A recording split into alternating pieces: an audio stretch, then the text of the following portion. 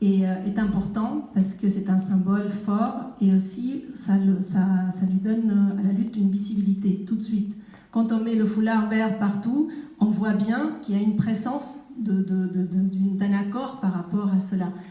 Et c'est fort et en même temps c'est pacifique. Voilà. Les femmes en Argentine ont mené toujours ce marquage en fait d'une lutte pour la démocratie et d'amplification de droits. C'était pas nécessairement voulu au départ de cette manière-là. Les grands-mères, par exemple, les mères, quand elles sont parties dans la rue pour demander pour leurs enfants qui étaient disparus, elles ne voulaient pas changer la société de manière structurelle. C'était pas le but, mais c'était une lutte de femmes. Et comme toute lutte de femmes, finalement, change la manière de regarder une certaine position politique. Et ça, c'était très important. Parce qu'en Argentine, les mères, elles sont demandées auprès du gouvernement de savoir où étaient leurs enfants, c'est une lutte du cœur. Mais par la suite, une fois que la dictature est tombée, ils ont continué à réclamer avec cette ferveur, avec cette ténacité qui est caractéristique des mères qui demandent auprès d'un gouvernement de manière incessante. Et finalement, ça a amplifié tous les droits de la société. Le droit de l'identité, par exemple, les grand-mères, elles ont amplifié les droits de l'identité, elles ont fait inscrire même dans la charte de l'ONU, un droit qui déterminait qu'un enfant avait le droit à connaître sa filiation. Par exemple, ça c'était quelque chose qui n'existait pas à l'époque. Donc ça a changé. Et puis par exemple là, le droit à l'avortement, ça apporte aussi de droits pour toute la société aussi, parce que par exemple on le voit, un changement de mentalité qui s'opère aujourd'hui. Par exemple, en Argentine, on a une télévision complètement exécrable qui met en scène des femmes comme des objets sexuels. Tinelli, il y a 20 ans, il montrait comme ça une humiliation permanente des femmes. Par exemple, on voit, après ce qui s'est passé avec le vote du Parlement, on a vu, par exemple, lors de la Coupe du Monde, des gens qui se sont amusés à mettre en scène des femmes, à leur faire dire des choses qu'elles ne comprenaient pas parce qu'elles ne comprenaient pas la langue, qui les ont filmées, et ça circulait dans les réseaux. Et ça, c'est une pratique normale avant.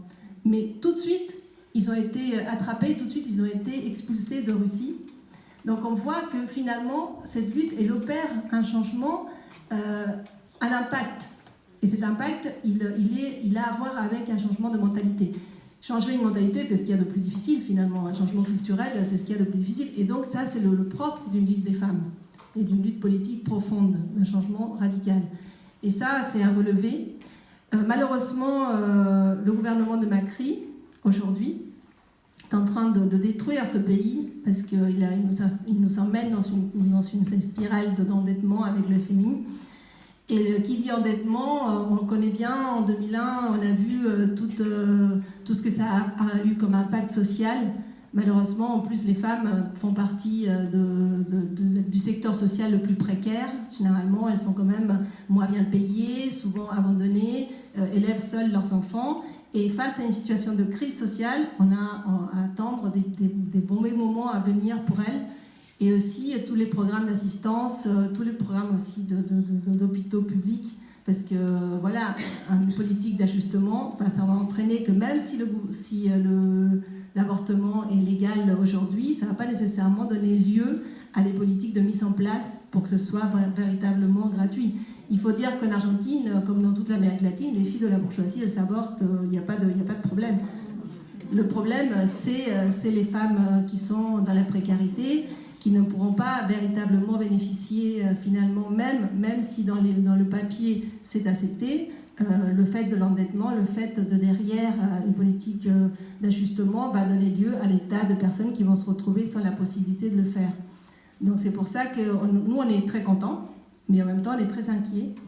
Et on est inquiets, c'est pour ça qu'on milite, et on ne milite pas uniquement pour le droit des femmes spécifiquement, mais pour le droit de la société, en appuyant cette lutte des femmes, qui est une lutte qui finalement va amplifier les droits de tout le monde.